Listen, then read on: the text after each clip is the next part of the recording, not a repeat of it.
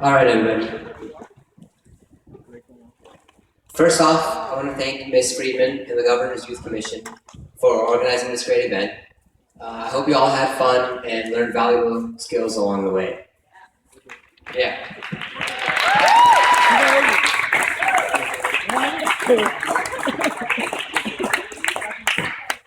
Today I want to talk to you about how I learned to take the lead and discuss how each and every one of you can make market impacts in your community.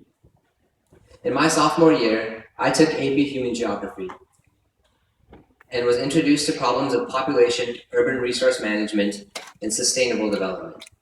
This was the spark that fired up my engines. I always loved animals, wildlife, and nature.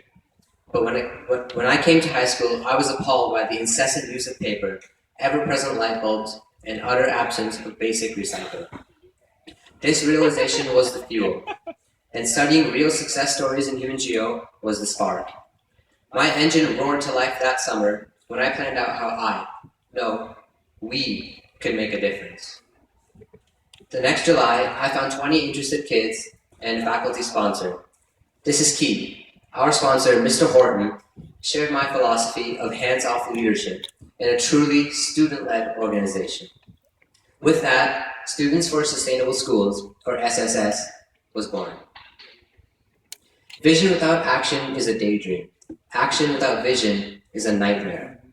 Remembering this Japanese proverb, I knew it was very important to set clear goals and objectives. Our first priority was revamping the broken student-led recycling system and to gather preliminary data on paper, plastic, and energy usage so we could monitor our progress in the coming months and the coming years. Now, Hamilton is the largest school in Arizona. We have around 3,600 students. So this is not an easy task. I kept the most important long-term goals in mind: education.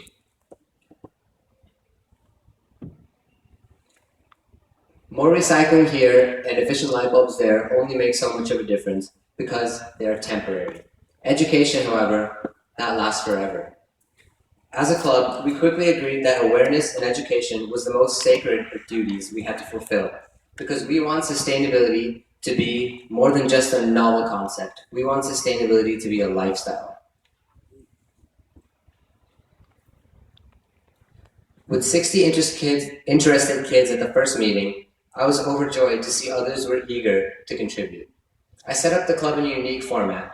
We're broken up into committees focusing on different environmental issues: paper, plastic, and energy. As president, I set the action plan and agenda, and committee leaders and officers work together to coordinate every single member's efforts towards a goal. Every committee member has tasks each week, and with so many members, we get a lot done. SSS's organization, hardworking members, and ability to just get things done have earned us a reputation as one of the clubs that really gets real change accomplished in the school and community. Before I knew it, our club had doubled in size. Our membership spiked to over 120 last August. Our V6 engine had now become a V8. I knew this was a great opportunity to turn out even more results, but our officer team approached it with caution because we had to ensure that we had the framework to manage such a large group. You wouldn't want to put a V8 on a bicycle, after all. We enacted a system that left no room for loafing, and as a consequence, our membership did drop. The reason I wasn't bothered was because I knew the members that remained were both dependable and dedicated. This year, SSS used our new manpower to add 3 new committees: wildlife, electronic waste, and food and water. Each of these committees has pursued ambitious goals. Paper has reduced the use of paper in classrooms and teacher workrooms by educating teachers about better formatting for assignments and for tests. And now the paper committee is pursuing bulletin boards to be used in the hallways in order to consolidate announcements and flyers in one place to save paper but still have the same effect. Our plastic committee has recently proposed implementing plastic water bottle fillers in the cafeteria.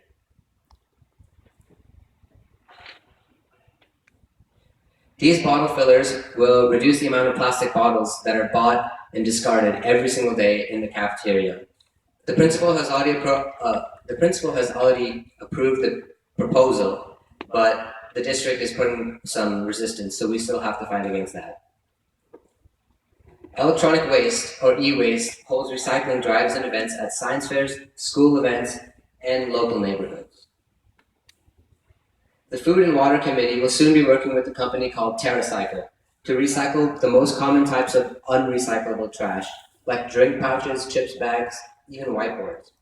We're also pursuing, with difficulty, a composting program in the cafeteria.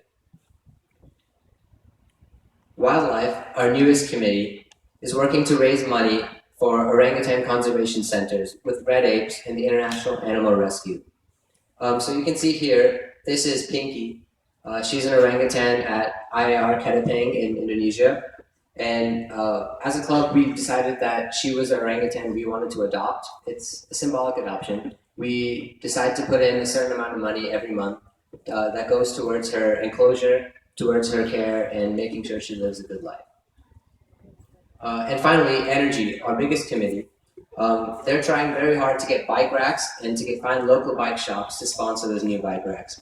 Energy recently met with their energy retrofit company to estimate rates for our school and to discuss a plan that would replace light bulbs with energy-efficient LEDs. And the great part about this plan is that the initial cost will be recovered within 3 years, which is phenomenal. This will be a launching pad for the full transition of our school to be 100% solar powered. We have created a petition urging the district to disclose critical energy use and data needed to conduct a full study on the prospect of solar panels. Right now, we're nearing the 1,000 signature mark. The success of SSS at Hamilton has driven me to expand my goals. I want SSS to spread, to be a nationwide organization with branches in every high school in America. So, I've talked a lot about inspiration, about organization, about results. I've used up half my time, and I've only mentioned the word leadership once. In my mind, successful leaders lead by example, not words. Arnold Glasow said, a good leader takes a little more than his share of the blame, a little less than his share of the credit. Again, take it back to the car analogy. A leader should never be a tow truck with total control. A leader needs to be the driver, steering and directing the car, maintaining the engine and the tires, looking out for trouble. A leader should know when to press the gas and when to hit the brakes. The engine, the rest of the team, needs to provide the power behind the operation. This does not mean that leaders just sit back and delegate, however. Leading by example, getting your hands dirty, and working closely with every single team member is imperative to creating a cohesive team. The driver needs the engine just as much as the engine needs the driver. The term leadership often gets inflated, and specific metrics for success are deflated. Oftentimes, people prioritize charisma over consequences, politics over progress, and recognition over results. All leaders need, to quote the great philosopher Ice Cube, to check themselves before they wreck themselves. Perception does matter. It opens up opportunities and partnerships and provides credibility. But what's on the inside? That counts for so much more. After all, you can make your Civic look like a Maserati, but on the inside, the mechanics are the same. Work on your engines, work on your wheels, your radiator, your transmission. Only after should you be looking for a new paint job. One thing I want you to keep in mind was that 2 years ago, I was, and still am, just a kid who freaks out about grades and likes the occasional poop joke. It's true. And so are my classmates. Heck, I'm even wearing a green tie with pandas all over it. In 2 years, we completely revamped a failing recycling system, are working with ASU School of Sustainability to start a rooftop solar project, partnered with Intel to recycle over 2,000 pounds of electronic waste, and are reaching the finish line on a host of other initiatives. If a gaggle of goofballs like us were able to band together and get something tangible done, I know you all can too. All you have to do is find something you really enjoy. Whether it's starting up your dream business, collaborating with friends on a public works project, or, here's my cause to pitch, working with me to start a new SSS branch at your school, make sure it's a venture that you are 100% behind. Believing in the mission and feeling you have a voice is paramount. If every member's voice is heard and their opinions are valued, the team is more robust. When motivation comes from within, effort and success are not far behind. By virtue of you all being here, you're all motivated. You're all great drivers. Now go out there and build your car. Thank you.